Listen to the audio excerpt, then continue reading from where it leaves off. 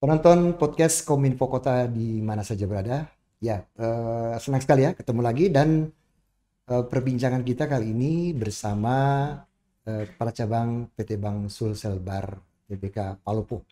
Ya, untuk membahas hal tersebut kita akan ngobrol ini dengan Kepala Cabangnya itu Bapak Suprianto, SE, MBE, CSA, CFP. Dan langsung saja kita sapa beliau. Bagaimana kabarnya Pak siang ini? Alhamdulillah Pak, baik Pak. Sehat ya? Sehat. Di tengah kesibukan, wah kalau Bapak tidak hadir sedikit saja di kantor ini, bahan berjalannya macet Pak ya. Oke. Iya. Baik, penonton, bicara soal bank tentu berbicara soal pendanaan ataupun berbagai hal ya. Misalnya ada kredit, ada simpan pinjam dan sebagainya. Tentu kita ingin tahu sebenarnya keberadaan Bank Sulselbar di Palopo ini dalam kegiatan pembangunan apa saja yang sudah dibuat dan apa yang akan dilakukan. Silakan Pak. Terima kasih Pak. Terima kasih. Sangat senang sekali menghadiri undangan podcast. Sekaligus kami bisa memperkenalkan profil Bank Sulselbar kantor cabang utama Palopo itu apa dan peran serta apa yang bisa dilakukan ya? Betul, peran dan fungsinya dalam mendrive atau menggerakkan perekonomian daerah. Perlu kami sampaikan bahwa kami itu punya visi sebagai bank kebanggaan dan terkemuka untuk bank kawasan timur Indonesia, Pak. Nah, visi itu diwujudkan dalam 3 misi. Yang pertama adalah sebagai solusi jasa keuangan yang inovatif kepada pemerintah dan masyarakat berdasarkan dengan prima dan perhatian. Kemudian mitra strategis Pemda adalah pembangunan daerah serta mitra utama bagi UMKM untuk menggerakkan kesinambungan sektorial. Nah, seperti yang mungkin Bapak dan pemirsa ketahui bahwa Bank Sulselbar itu dimiliki oleh pemerintah provinsi Sulawesi Selatan dan Barat dan seluruh kabupaten kota termasuk kota Palopo Pak, Sulawesi Selatan dan Barat. Dan Palopo itu sendiri punya share terhadap saham itu, total saham sekitar 1,63%. Kontribusi yang kami berikan itu ada dalam bentuk financial seperti dividen, itu kami rutin berikan setiap tahun. Return on investment atau dividen yieldnya kami itu berada di sekitar 20 hingga 25% per tahun. Nah itu yang pertama. Yang kedua, kami juga tentunya memberikan value berupa social impact ya kepada masyarakat Kota Palopo melalui berbagai program. Kami punya partnership program yang tadi Bapak sampaikan. Kami punya program CSR yang berbasis ESG. ESG itu adalah Environment, Social and Governance dengan prinsip 3P. 3P itu People, Planet, Profit. Atau kita sebut biasa sebagai triple bottom line. Kemudian juga selain itu kami tentunya juga berbisnis sebagaimana bank umum lainnya. Kami menghimpun dana atau funding dan kami juga menyalurkan kredit. Nah, perlu kami informasikan bahwa untuk tahun 2021 itu kami punya market share kredit itu 20% loh terhadap total bank yang ada di Sulawesi Selatan, di Kota Palopo. Nah, kalau kita lihat dari berdasarkan data Bank Indonesia, kalau total kredit yang dihimpun oleh perbankan tahun 2021 itu khusus Kota Palopo Pak ya, sekitar 3,9 triliun itu dihimpun oleh kurang lebih 18 bank. Kota Palopo, sementara kredit yang kami salurkan itu 793 miliar. Itu berarti bahwa share-nya kami 20,04%. Sementara untuk market share untuk DPK-nya kami 8,83%. Dari 2,7 triliun total dana yang ada di Kota Palopo, kami itu bisa menghimpun 239 miliar. Ya, baik Pak Suprianto, kita juga ingin memberitahu kepada publik bahwa Bank Sulselbar ini juga memberikan partisipasi finansial untuk kegiatan usaha yang barangkali baru mulai berkembang atau yang sudah berkembang. Nah ini sebenarnya susah nggak Pak syarat-syaratnya itu? Kalau misalnya mau kredit kan tadi Bapak bilang ada juga ketika orang menabung kan ada juga kreditnya. Silakan Pak. Betul Pak. Jadi kami itu sebagaimana layaknya bank umum, kami punya kredit itu tersegmentasi. Ada kredit untuk ASN, untuk keperluan konsumsi, dan ada juga kredit untuk keperluan produktif untuk masyarakat umum. Dan itu pun untuk masyarakat umum itu kami punya kredit konstruksi untuk para kontraktor ini Pak. Nah, banyak ini kan kontraktor-kontraktor yang kami biayai untuk pembangunan Kota Palopo. Biasa mereka sudah menangkan tender dan proyek namun belum punya uang muka untuk untuk memulai pembangunan proyeknya, karena proyeknya kan biasanya dibayarkan berdasarkan termin. Kemudian kami juga melakukan pembiayaan untuk investasi. Jadi kalau ada yang baru memulai usaha bisa menggunakan pembiayaan investasi. Kemudian kami juga banyak melakukan kredit KUR Pak. Kredit usaha rakyat kami itu bunganya cuma 6%. 6% nah, ya. KUR itu kan terbagi 3 ya, ada super mikro, ada mikro, dan ada kecil. Jadi memang Bang Sulselbar sudah melihat bahwa mereka yang dibantu ada segmen-segmennya. Ada segmennya, gitu, betul Pak. Jadi tujuannya kami adalah tadi karena kami salah satu misinya kami adalah untuk membantu UMKM dalam menggerakkan sektor real, ya kan? Nah, itu turunan dari misinya itu adalah kami tuh banyak Pak memberikan kredit kepada UMKM di Kota Palopo. Dari ada 5 juta, 10 juta, 25 juta. Tergantung kebutuhan dan repayment capacity-nya dia atau kemampuan bayarnya dia. Ada 50 juta bahkan sampai dengan 500 juta Pak.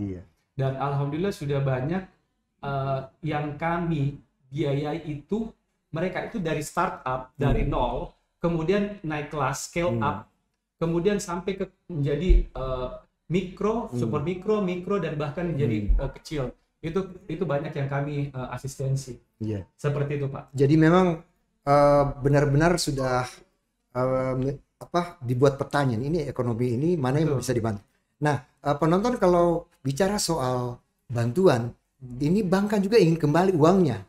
Nah, Bang Sulselbar ini kalau membantu orang yang nol atau yang sudah berjalan, ini yang biasanya terjadi problem. Orang permohonannya untuk usaha, tahu-tahu ketika barangkali dari perbankan evaluasi, loh ini mana usahanya, ini gimana nih Pak? Silakan. Betul. Nah itu Pak, itu sebabnya kami itu tadi memang melakukan pembiayaan dari startup. Jadi kami tidak langsung kasih satu kaligus, ya kan? Jadi kami pelajari dulu karakternya. Itu kami mengcapture dulu bagaimana sih behavior atau perilaku dia ini, bagaimana si karakternya dia, sehingga kita kasih sesuai dengan kebutuhan awalnya dulu dia. Nah, nanti pada saat usahanya berkembang baru kita kasih nilai yang lebih besar, begitu Pak.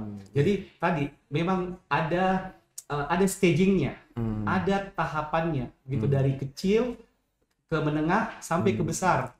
Nah, itu akan sesuai dengan peningkatan selanjutnya, dari peningkatan usahanya, kemampuan bayarnya, juga dari karakternya, perilaku mereka dalam ketepatan membayar kewajibannya, seperti itu Pak. Jadi memang jangan pernah berpikir bahwa Bang Sulselbar ketika memberikan pinjaman terus di loss begitu aja Pak, ya. Pak, jadi itu pembuku aja dipegang juga oleh ini pembukuan usahanya sama mereka. Jadi sebenarnya untuk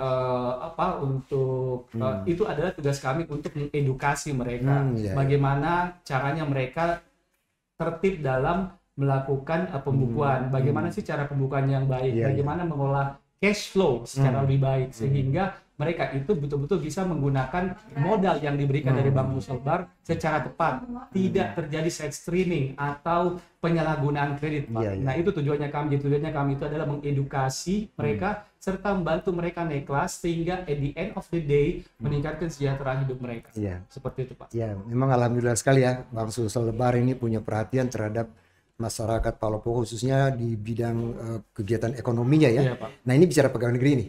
Nah ini kan kalau bicara pegawai negeri ini ASN ini, betul. Nah ini beda nggak ini peminjamannya ini dengan yang swasta ini? Silakan. Iya Pak. Sebenarnya relatif sama, hanya memang kalau untuk pegawai negeri itu kami lebih low risk atau risikonya lebih kecil karena payrollnya atau gajinya itu melalui Bang Sulselbar. Pak. Nah khusus untuk ASN ini juga sekalian Pak ya, sekalian saya promosikan kalau kami itu turun ini bunga kreditnya dari 0,49% per bulan, sekarang tinggal 0,47% itu cukup 3 bulan. Dan juga di administrasinya juga mengalami penurunan dari 1,25% di 1%. Jadi teman-teman ASN yang mau ambil kredit buruan, cepat. Mumpung 3 bulan ini terjadi penurunan kredit, dan saya yakin juga demand kredit akan tinggi menjelang puasa dan juga Lebaran.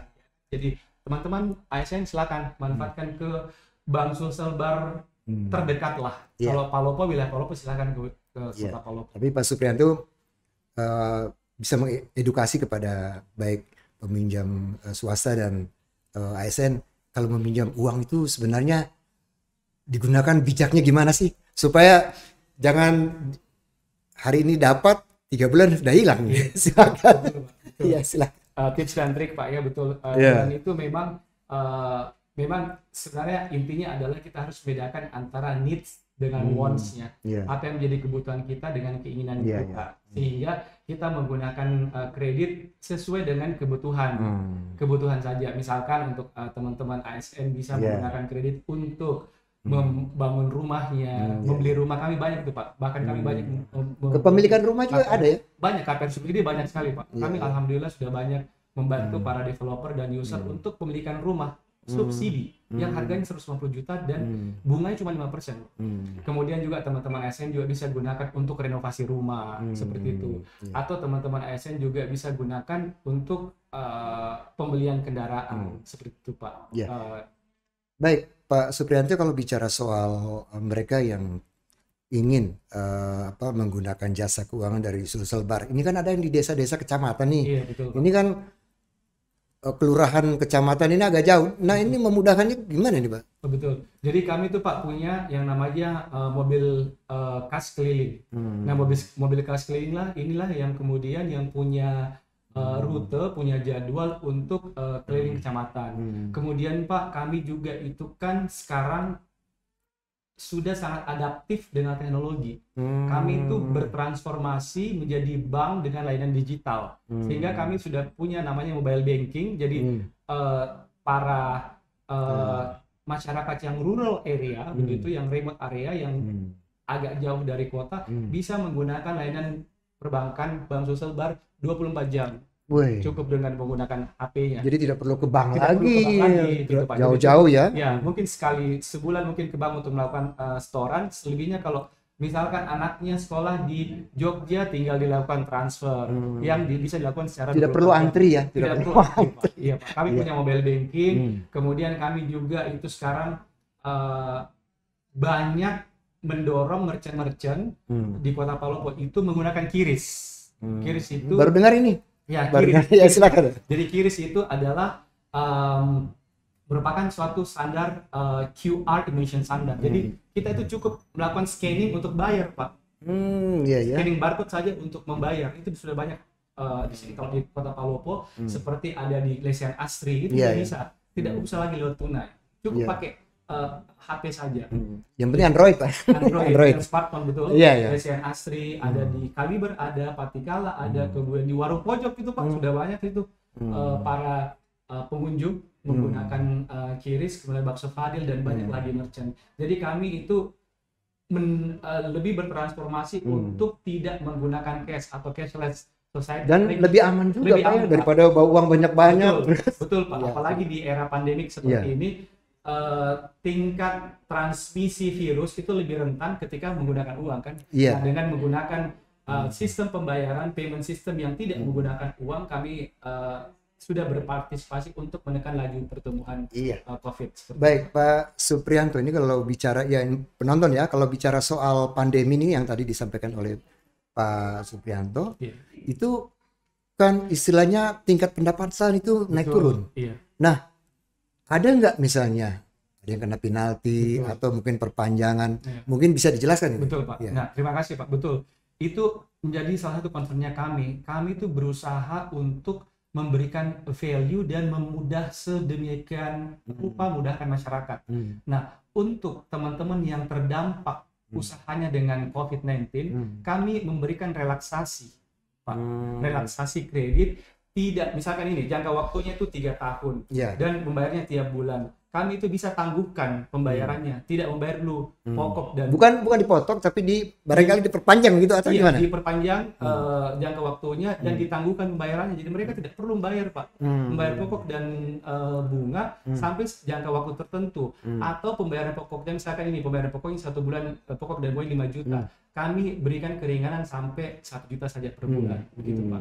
Begitu. Jadi selama masa COVID ini kami melakukan namanya restrukturisasi kredit. Kalau nanti pulih itu tetap Kalau pulih baru dibayar kembali. Dipertimbangkan kembali, dihitung kembali, Pak. Betul, Pak. Baru diperhitungkan kembali. Tetapi selama itu mereka diberikan relaksasinya penundaan pembayaran pokok dan atau bunga sebagian, bahkan juga penurunan bunga kredit itu berdasarkan kredit assessment yang kami lakukan. Dan alhamdulillah kami itu bahkan melakukan restrukturisasi sekitar 10% dari total kredit kami itu di restrukturisasi. Jadi memang Bang Sulselbar melihat kenyataan ya bahwa oh ini keadaannya begini nih. Betul. Jadi harus ada istilahnya pertimbangan Pak, dan itu kan bukan kesengajaan kan, ini merupakan suatu force majeure, kondisi yang unprecedented, yang tidak diduga terjadi, sehingga kami juga memberikan respon seperti itu. Dan kebetulan alhamdulillah OJK, pemerintah, OJK, Bank Indonesia mendorong terjadi restrukturisasi, sehingga kami juga punya ruang untuk melakukan restrukturisasi. Baik, penonton bicara soal tadi sudah dibicarakan, sudah kepada pengusaha mikro sudah dijelaskan.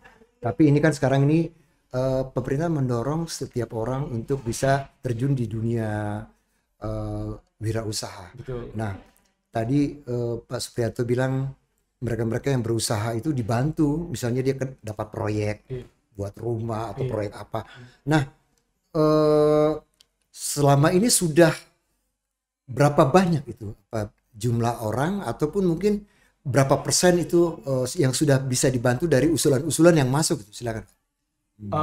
Kami itu Pak itu sudah banyak itu total debiturnya kami itu kalau ASN saja itu sekitar 4.600-an. Kalau yang kredit produktif itu mungkin sekitar 1.200-an. Itu kan, dan juga itu kan ada berapa cycle, artinya mereka sudah lunas, mereka ambil kembali.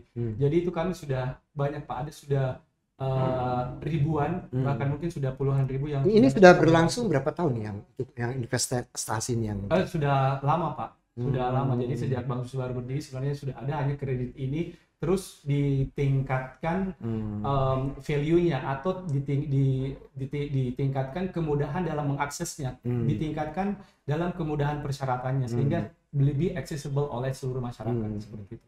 Jadi memang tinggal masyarakatnya saja. Ini bank sudah oke nih, sudah ada nih uang nih, tinggal dimanfaatkan. Betul, ya. Pak. Cuma tadi nilai-nilai keamanannya gimana itu Pak? Artinya misalnya supaya jangan sampai tidak terjadi penundaan, atau mungkin katakanlah kalau proyek mangkrak itu gimana? Betul.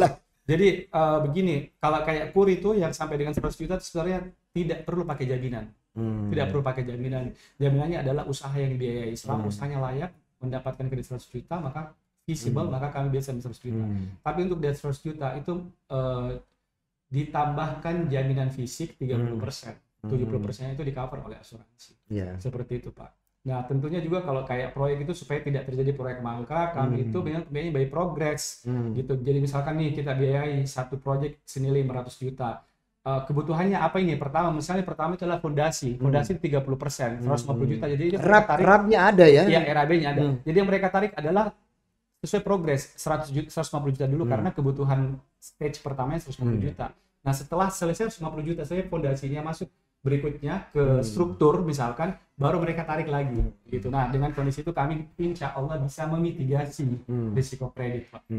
Tapi kalau bicara misalnya pinjaman itu ada nggak ya jaminan ini, seperti misalnya asuransi apa segala macam? Jadi seperti tadi Pak, kalau yang kredit KUR itu umumnya dijamin oleh asuransi, 30% itu jaminan fisik, 70% dijamin oleh asuransi, 70%-nya ya. Gitu. Kalau yang asuransi itu dalam keadaan bagaimana? Jadi pada saat kredit tersebut macet, maka asuransi mengcover. Begitu ya. Iya, begitu. Tapi tentunya ini juga tidak menjadikan moral hazard untuk kemudian kredit saya macet saja karena itu ada asuransi. Tidak seperti itu kan, tetapi itu adalah second way out, atau asuransi itu merupakan transfer of risk.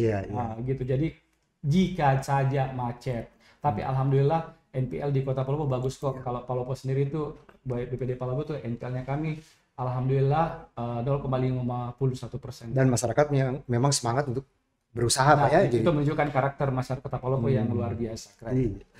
Baik, ini terakhir ini Pak Supriyanto, bicara soal bank. Ini tadi Bapak sedikit menyinggung ada CISR. Nah ini banyak orang bilang CISR itu hanya misalnya bencana saja, tapi sebenarnya untuk keadaan bagaimana itu masyarakat? Iya.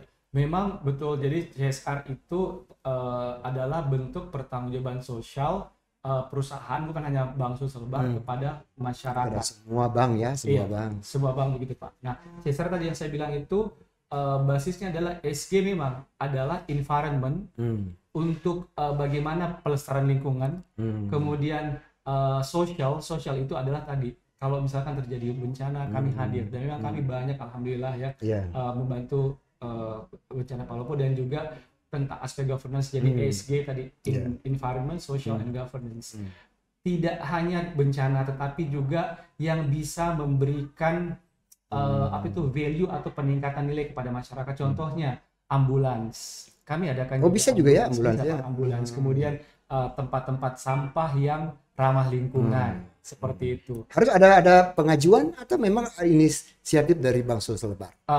Ya, biasanya kalau begitu memang kalau bencana itu memang kami pengusulan ya. Jadi itu respon, itu adalah nature kami. Pada bencana langsung kita bantu. Selain itu tentunya kita lihat ini program-program pemerintah yang tidak dapat mungkin pemerintah butuhkan dan dibutuhkan masyarakat, namun tidak dapat dibiayai langsung oleh APBD. Itu biasanya kami hadir di situ.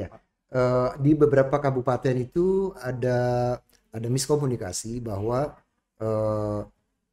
dari perbankan itu ke pemerintah baru ke masyarakat. Tapi sebenarnya kalau di Bank Sulselbar itu bagaimana alurnya? Apakah pemerintah yang memberikan nama kemudian Bank Sulselbar langsung ke masyarakat atau gimana itu? Iya, kalau yang sifatnya sebenarnya direct sih Pak. Jadi maksudnya kalau kayak bencana begitu biasanya memang kami langsung hadir memberikan, misalkan ini baru-baru terjadi bencana di bencana banjir, itu kami hadir di situ dan kami langsung biasanya menghubungi penanggulangan bencananya kepada Dinas Satgas Penanggulangan Bencana untuk memberikan bantuan kepada masyarakat lewat mereka. Ya kan memang ada medianya, karena biasanya kan tidak langsung disampaikan ke masyarakat, tapi lewat Satgasnya, dan Satgasnya kemudian yang mendistribusikan. Karena mereka yang tahu siapa yang mereka berhak tahu dan apa kebutuhannya. Misalkan kan kalau bencana begitu kebutuhannya berbeda, mungkin ada yang butuh pakaian atau mungkin susu, air bersih. Nah, itu diidentifikasi kebutuhannya oleh Satgas. Nah, kami berikan bantuan Satgas. Baik, penonton podcast, masih banyak yang ingin kita tanya, tetapi nanti kalau ada pertanyaan nanti ya di tayangan kami nanti bisa ditanyakan, nanti kita akan panggil lagi beliau untuk membahas pertanyaan-pertanyaan yang akan muncul. Tips terakhir ini Pak, silakan kepada masyarakat berkaitan dengan bagaimana menggunakan uang dengan bijak dari uang pinjaman, silakan. Ya, tentunya yang paling penting adalah kita itu bisa membedakan kebutuhan dan keinginan. Utamakan untuk meminjam untuk keperluan produktif, ya, sehingga uang itu money that will make money, begitu, sehingga kita tidak terbebani dengan angsuran per bulan. Kemudian juga pastikan bahwa kita meminjam pada lembaga yang berlisensi, under license by OJK, begitu. Karena sekarang kan banyak pinjaman-pinjaman yang ini kan ilegal, lagi muncul ini di media-media kan, Pak, ya, gitu. Jadi tolong teman-teman lebih aware lagi dengan pinjaman-pinjaman, pinjol-pinjol yang tidak ilegal. Jadi jangan dengar kata orang, tapi datang sendiri, tanya gitu ya. Pak. Bisa datang ke banknya atau bisa lihat ke website OJK-nya yang mana yang legal atau sudah registered atau sudah terdaftar di OJK. Seperti itu Pak. Baik penonton, demikian sudah kita ngobrol ya dengan Kepala Cabang PT Bank Sulselbar Palopo, dan mudah-mudahan ini bermanfaat bagi kita semua. Sekali lagi tadi Pak Suprianto bilang kalau memang ada yang belum jelas bisa nanti bertanya di tayangan kami, nanti kita akan undang beliau lagi, dan mudah-mudahan apa yang kami sampaikan itu bermanfaat. Akhirnya selamat siang, assalamualaikum Pak. Waalaikumsalam Pak, sukses selalu Pak.